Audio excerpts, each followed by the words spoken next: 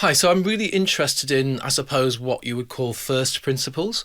Um, I feel that there's a first principle to vocalization, singing vocalizing in particular.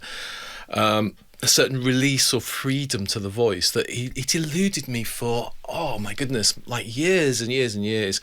It wasn't until I actually lost my voice rather spectacularly after over singing, trying too hard, too much muscular activity in my throat, maybe, I don't know, but the muscles seemed to go on strike. I couldn't sing for what was like approaching 9 months.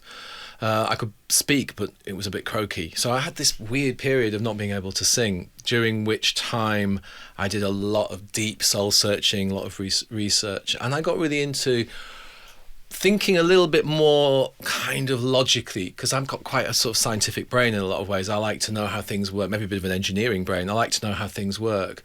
The way the voice works is so complex, a bit of a mystery. So I looked for something really simple, and there's a sort of mechanism to the voice that I now use, and I do a model, and I draw this space that we create in the throat. It's a very composite sort of thing that I sort of draw in my mind, and I can literally draw it. It looks like a piece of cake shape, so it kind of feels narrow at the front and wide open at the back.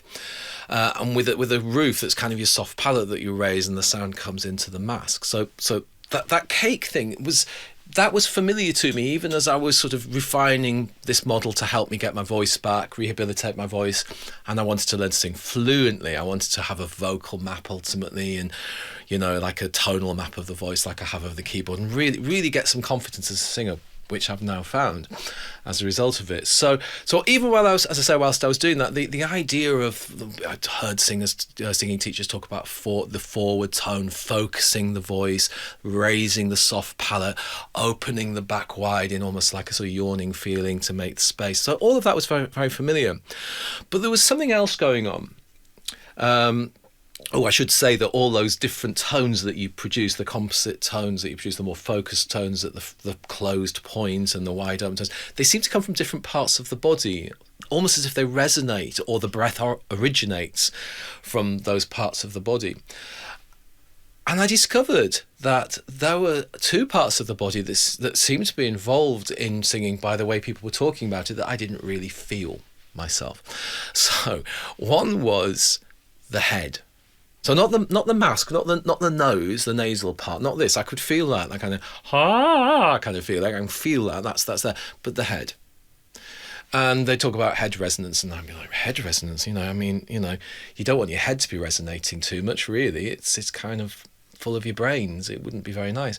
So I don't think it's actual physical resonance that they're talking about. It's a kind of feeling, a kind of consciousness of something happening in this area, maybe the crown chakra. And it kind of got me into this idea that there are energy centers in the body that have feelings, consciousness.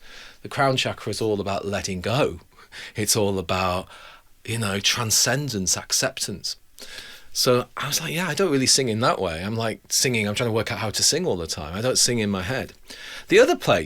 And oh, by the way, head tone itself is very sort of open and sort of soft. They talked about it feeling soft and open. Could never find this. My voice always sounded quite pinched. And then the other place that a lot of teachers I'd encountered would talk about. I've sat in a lot of singing lessons, by the way, not as a singing student, but as a pianist playing for singers. As someone with an obsession for singing, I befriended singers quite often and would end up playing for singers singing lessons. So I've heard a lot of different teachers talking about vocal technique. So yeah, this other place that seemed like a sort of first principle, a really universal principle, was what I would sort of call singing from the root, singing from the pelvic floor, singing from a really deep place. They even talk about gravity and then this whole postural thing between the two.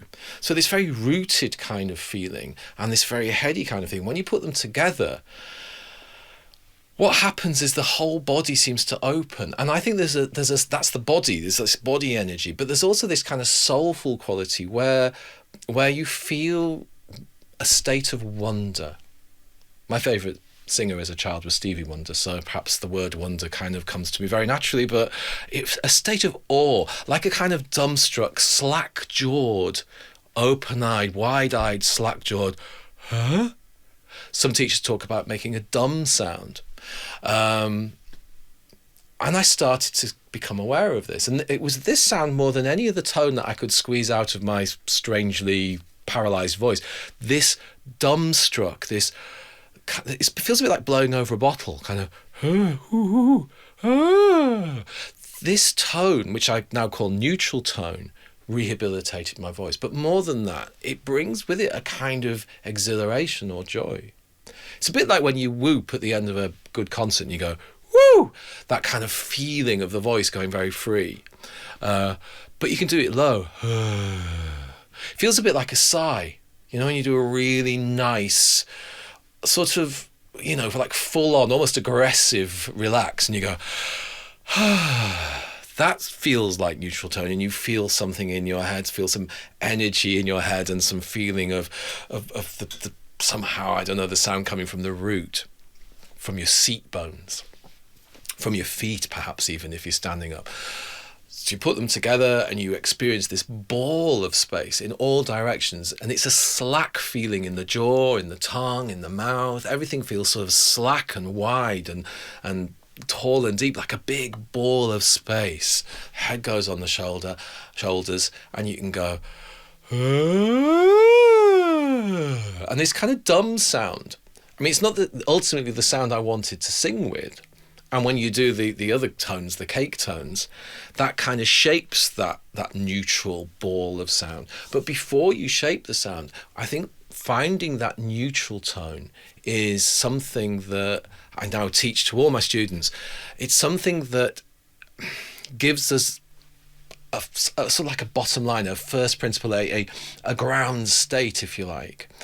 It doesn't matter, again, what genre you're going to sing. I often talk about this idea of not being genre specific. I look for that. I want first principles, universal principles. So this neutral tone is something, it's unique obviously to each person. We all our voices sound different, not the same, but there are certain qualities, a certain fogginess to the tone.